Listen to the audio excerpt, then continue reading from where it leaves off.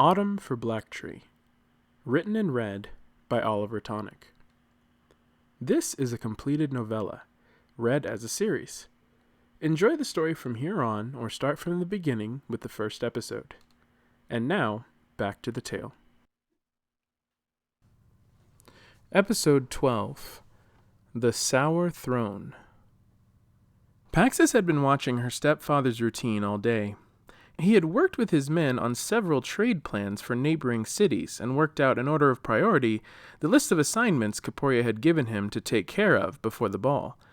He finally had taken some time to have a nice bath and had left his clothes along with his keys in the dressing room before the bathhouse on the palace grounds. Paxiss had assignments to take care of the dirty laundry left for that area anyway, so she took the opportunity to slip Farron's keys out of his pocket and carry them in a load of clothes. She made her way down to the basement and reached the big black door. She went through several keys until she found the one she needed. She slipped it in, and the lock gave way with a click. She opened up the big heavy door and peered inside. The room was dark and had no windows to speak of. Paxiss felt around on the walls until she found a torch. She closed her eyes and took some deep breaths. She had practiced this. She breathed in through her nostrils until her chest was puffed up, and then out she blew. Fire lit up the torch. It lit up her smiling face, and subsequently part of the room. She could see in the dim light what looked like a large chair. It was a very large chair set to the back of the room. She also spotted more torches hanging on the wall. One by one she lit them with the torch in her hand until the whole room was bright.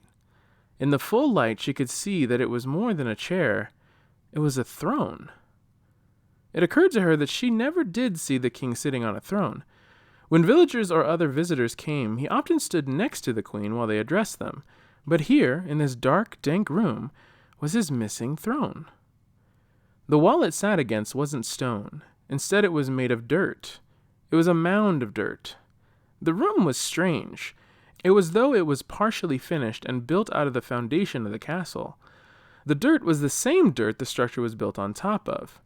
Roots could be seen protruding from whatever was planted in the ground above. But this was not the strangest thing about the throne. The strangest thing was that it was covered in fungus. Layers and layers of spindly tendrils of off-white fungus were growing in strands across the royal seat.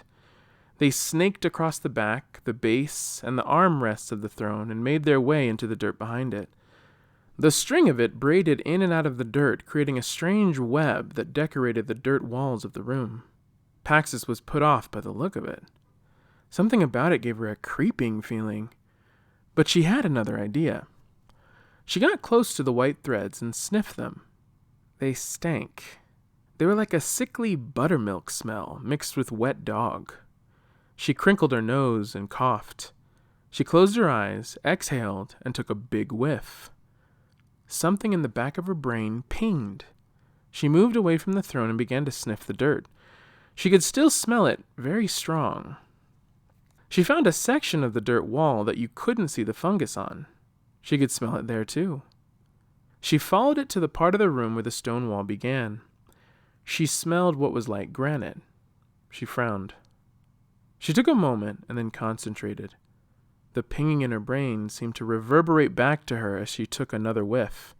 There it was, the buttermilk dog. She smiled with her eyes closed. Paxiss made her way back to the bathhouse before Farron had gotten out and left his keys in the pocket of his clothes on the floor. She spent the rest of the day sniffing in and around the palace until sundown came. She finished her evening duties and snuck away to the tip-top trees. Barley was there waiting. I have something to tell you, they both said, almost in unison. Barley laughed and let her go first. She told him about the fungal throne and the terrible smell and how she tracked it. She could see in his eyes how proud he was of her for learning to use her abilities with such precision. She couldn't blame him. She was proud too. So you tracked the smell all over the palace? He asked. And outside too. I don't know how far it goes. My work didn't take me out too far today. But it's got something like roots crawling through the ground. It's like a network underneath our feet. I tried to track it and see if it came out this way, but it doesn't. A network?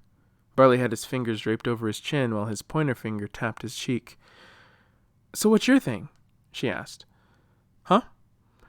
Your thing! We both had things. I told you mine, you have to tell me yours. Oh, right, he said. He cracked his knuckles and his eyebrows jumped up and down. I found the monster. What? Paxiss screamed.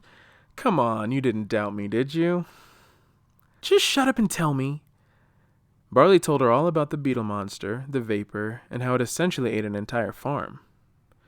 It was sad how little they had left, he told her. Paxiss was quiet. This is bad, she whispered to herself. I feel like we're almost there, though. We just need to put all the pieces together and confirm it. Why do you think we are the only ones who get the green cough from that smoke it breathes? She asked. No one else seems to mind. Barley pressed his lips together. You know, I think it might be the reason no one minds a lot of things around here. How do you mean? The knight scratched his leafy head. I've been working on a theory. It seems like everyone here has some sort of haze around their minds when it comes to some of the off things about the village. I think the tree growing from me can filter things out. I've been able to test poisons before and taste things others can't taste with just my hands or pieces that I can grow. I wonder if that's why I'm sensitive to it. But what about me? She asked. I'm not sure, but I figure since my ability keeps me safe, maybe yours does too. Maybe your body burns it away or something, I don't know. But if our systems fight it, maybe in others it taints their minds? Makes them susceptible to bad ideas? Or maybe tolerate a status quo that isn't healthy for them. Paxiss rubbed her eyes in mental exhaustion. This is madness. Yeah, but if it's true, said Barley, that would mean this creature is like a parasite. It feeds off the town like a host. But then how long has it been here? And what is my mother doing feeding it? I don't know, said the knight. But you need to rest up for tomorrow. I'm going to follow up on that fungus thing tonight. Paxiss nodded. Right. I'll drop a cloth where it leads outside the palace grounds. You can follow it and tell me what you find. Seriously, if it's big, please just come and wake me up. I probably won't be able to sleep tonight anyway. Barley listened, and Paxiss headed home. He soon found himself outside the palace grounds with a bright red linen laid out at his feet. Barley had left his shoes at home and instead patted the soles of his feet with bark. He now stood still behind the piece of cloth with his feet together.